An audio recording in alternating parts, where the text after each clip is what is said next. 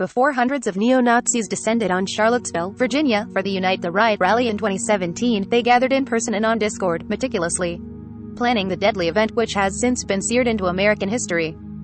On Discord, attendees coordinated rides, planned chants, discussed Virginia laws, and talked about what gear to take. Leaders and planners of the rally answered questions, laid out its philosophy, and told participants to be ready to die for the cause. "We are angry. There is a atavistic rage in us, deep in us, that is ready to boil over. There is a craving to return to an age of violence. We want a war," Andrew Anglin, the founder of the neo-Nazi website Daily Stormer, wrote in anticipation of the rally.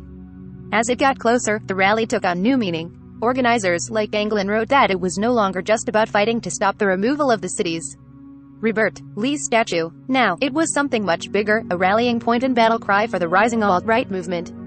Charlottesville had to reclaim its narrative after Unite the Right rally. June 7, 2002. The chats, along with a mass of additional evidence, show that the violence on that August weekend was premeditated. Attorneys for those injured and traumatized by the rally argue. On Monday, more than 4 years after the rally, the argument will be made in federal court, as attorneys for 9 people injured on August 11 and 12, 2017, seek financial compensation from about 2 dozen organizers in a massive civil lawsuit.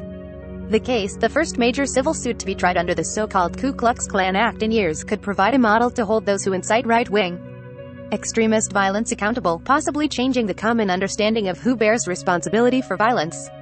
White nationalists march at the University of Virginia on the eve of a Unite the Right rally in Charlottesville in 2017, Alejandro Alvarez, Reuters file.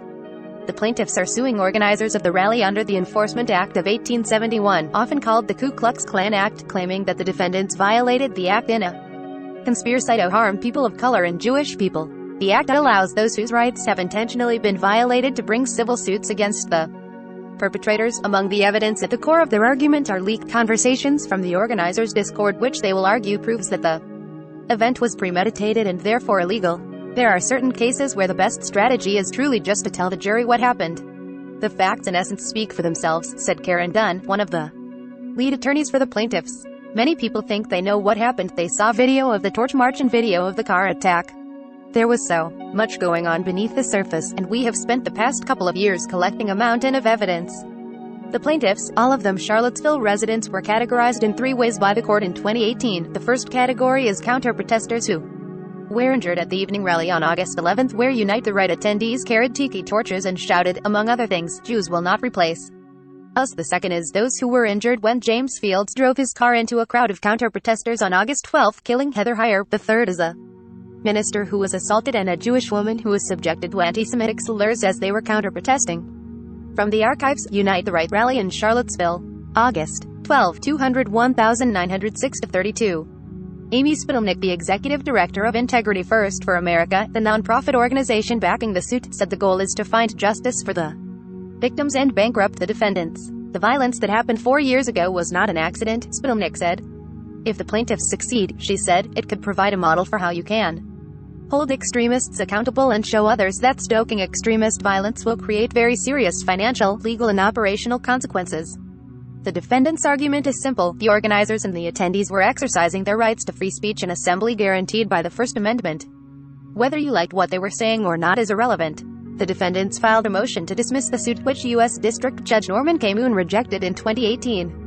While the court acknowledges the weighty First Amendment interests implicated by the Unite the Right events, plaintiffs here have plausibly alleged conduct that lies close to the core of the coverage intended by Congress when it passed the Ku Klux Klan Act to address violence against racial minorities.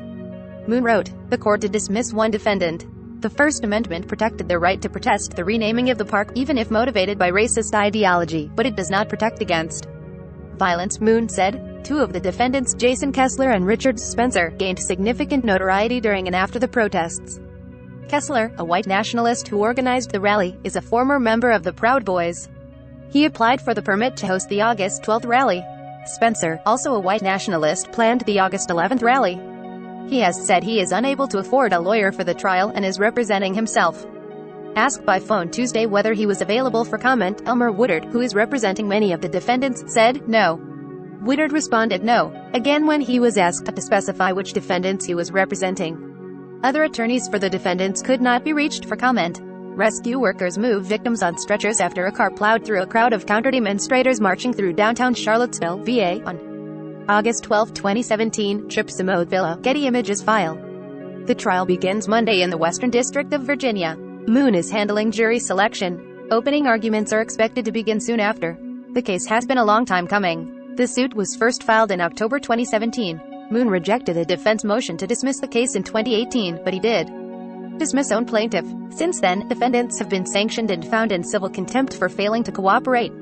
The coronavirus pandemic delayed the trial further. 7 defendants have entered default judgments: England, Nationalist Front, Moonbase Holdings LLC, East Coast Knights of the Ku Klux Klan, Fraternal Order of Alt Knights, Augustus Invictus and Loyal White Knights of the KKK.